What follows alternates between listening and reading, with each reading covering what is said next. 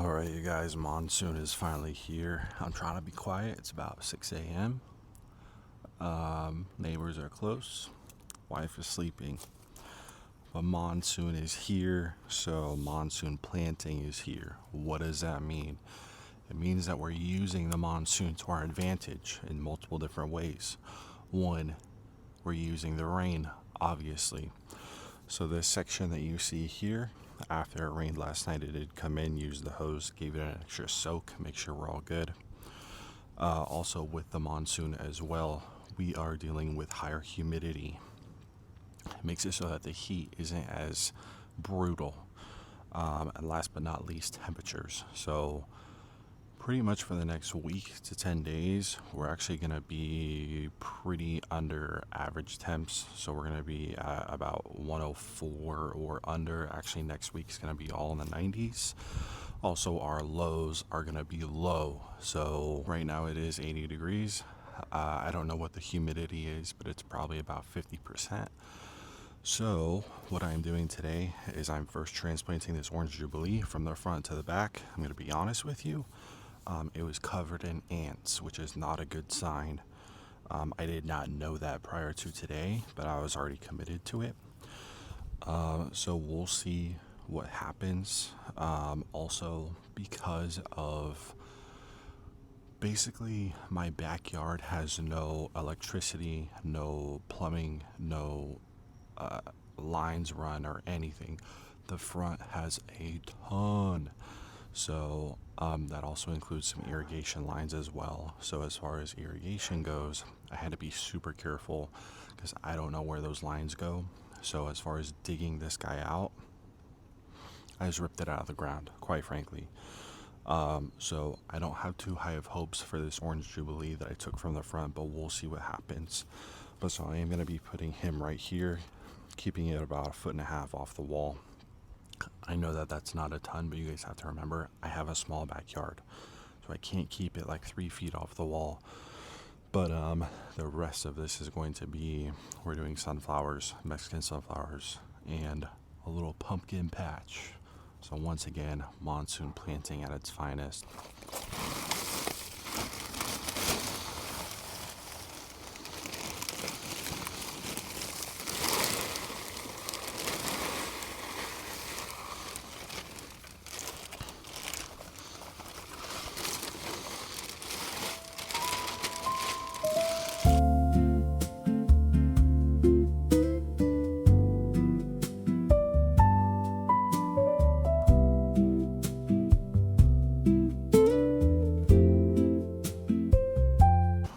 Alright, as far as seeds go for today,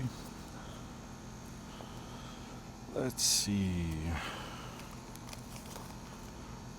These Heirloom Beauty sunflowers, Jack B. Little pumpkins,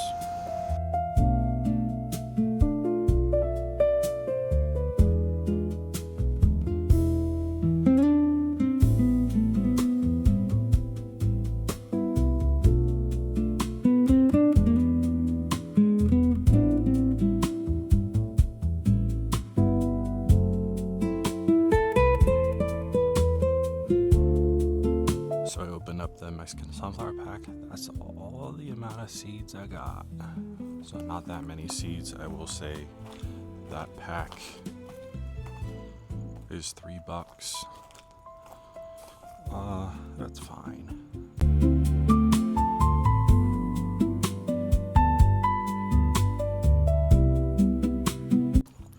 Pumpkin time. This is the Jack B. Little. Once again by Botanical Interest, supposed to be finished or ready to harvest in 95 days. 7 to 14 days to emerge. Allegedly, these vines only get 3 to 5 feet. I have seen videos, they seem to get a little bit longer than that, but not huge. So this is a good option for those of you with a smaller backyard like me. Okay, this could be a real big mistake, but I'm gonna plant all these.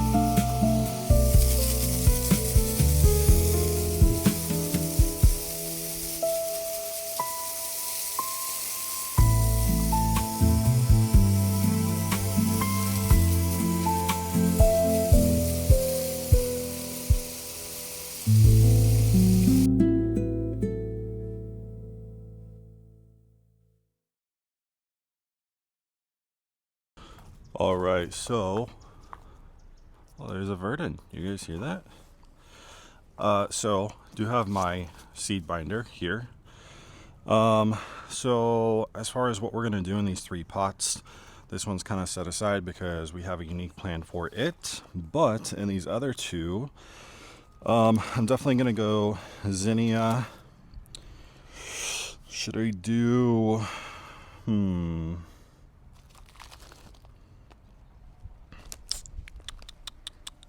Also, the wind is really picked up. If you ever get like morning winds like this, it tells you monsoon's moving in. I think around 2 o'clock we're supposed to start getting rain here.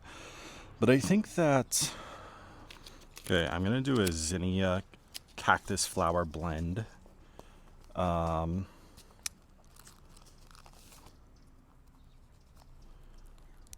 we do Coreopsis? Coreopsis is a perennial in USDA zones 4 to 9. I'm about 9B.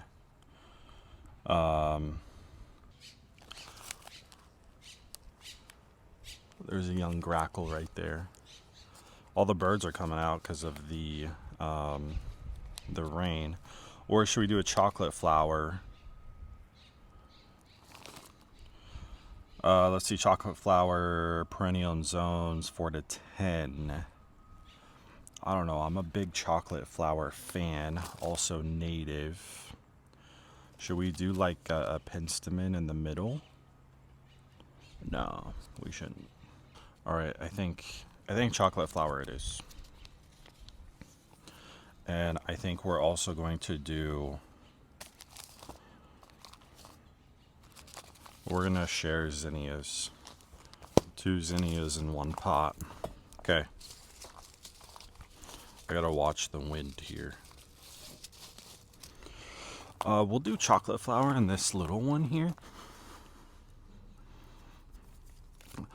Depth says surface.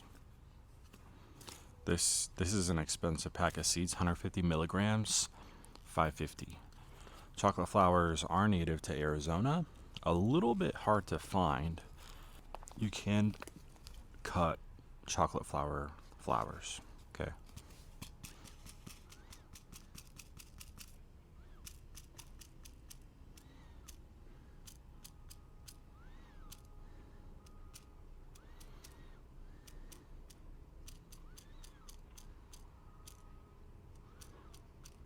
We're going to cover with just a little bit of extra soil.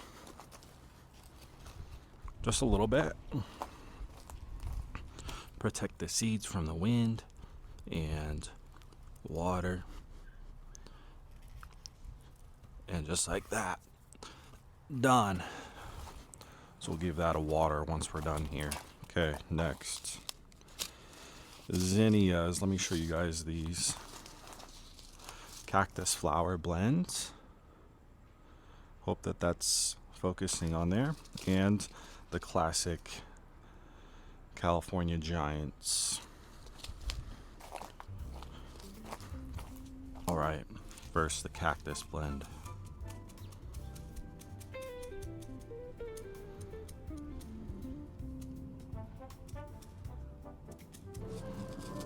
Oh man, there's a lot of these.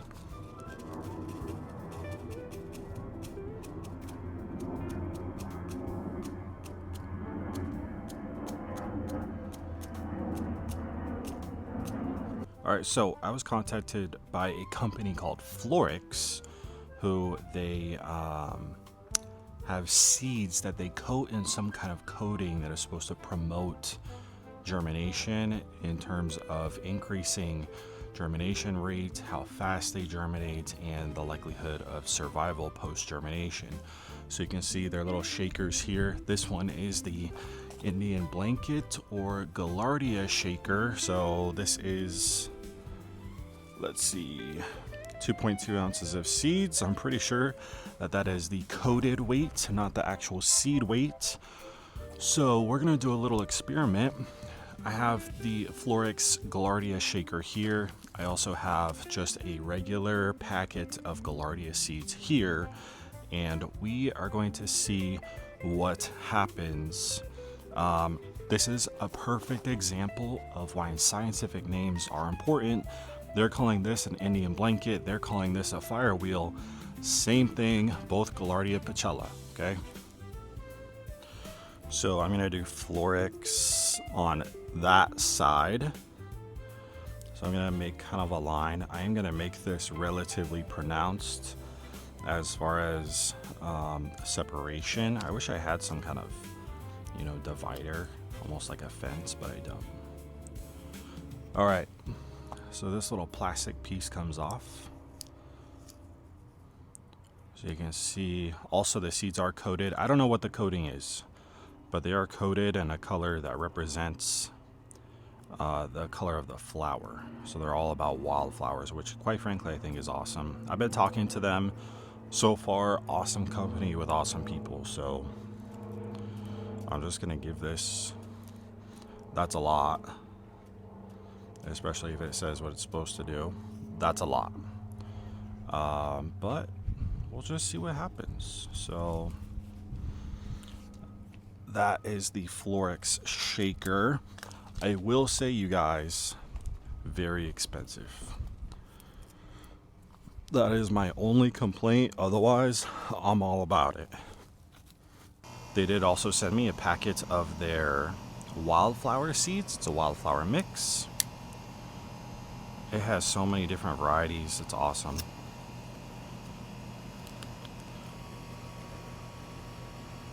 Firewheels from the Native Seed Company.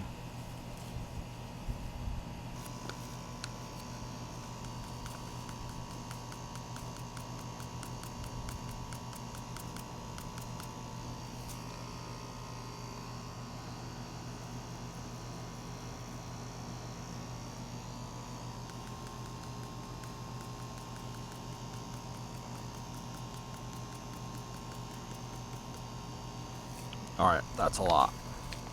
There's actually a good amount of seeds in here. Give this a cover.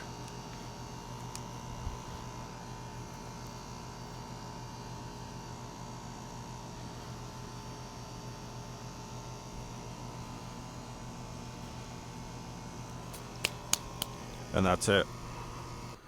All right, just like that. Monsoon planting for us, probably, I don't know, we might plant something else during the monsoon season. This does seem like it's going to be the prime time, but otherwise monsoon planting for us is finished. Once again, we transplanted the orange Jubilee from the front to the back. In here we do have some Mexican sunflowers, heirloom selection of sunflowers, along with some Jacoby little pumpkins. We did plant some chocolate flowers, two different companies, Gaillardias, along with two different Zinnias species. So when it comes to monsoon planting, a little summary: you want to make sure that you're going to have continuous rains, or at least the chance for continuous rains, for several days in a row. I would say at least 2 days, if not 3 or more, would be best. Once again, helps obviously with water, but humidity and temperature. That nighttime temperature is especially important, but like I said, these temps for the next week or so are going to be at 100 or less. That's crucial. Once you hit like 105, 110 plus, that's when everything dies. So with that being said, also keep in mind, guys, that your seeds, your plants, it's not like you can take a cool weather annual, throw it in the ground during monsoon season, you're going to be good. That's not what this is. You still have to keep in mind these plants have to survive the heat. Just the humidity, the temperatures, and the extra precipitation is going to be helping them out. So keep that in mind. We're not planting anything that's super delicate here. We're not planting, petunias right now to survive the summer. That's not what we're doing here. But this essentially is a third growing season apart from early spring and the fall in the Phoenix metro area. I mean, I could say winter too, but so keep that in mind. That's especially important. This is something that is not very well known to a lot of people, because why would you be planting anything during the summer? Now, I will say there are times during the summer, especially early last summer during the monsoon season, where we got nothing until really like September, October. you're not going to have success. So keep that in mind. It is a year by year thing. It's not like I can say every year in July you're going to be able to do monsoon planting. So pretty much anywhere that you have summer seasonal rains, but especially the desert Southwest where we are at, the Phoenix Metro, places like that, you'll be able to do some sort of monsoon planting where applicable, where you actually have that precipitation and those storm patterns. So a little bit of a short and sweet video here. I'll keep you guys updated about whether our Orange Jubilee does survive or not. I don't know. They're very hardy. Obviously, we planted it pretty close to the wall. Quite frankly, I don't have space in my backyard to be setting it out, 3 feet from the wall.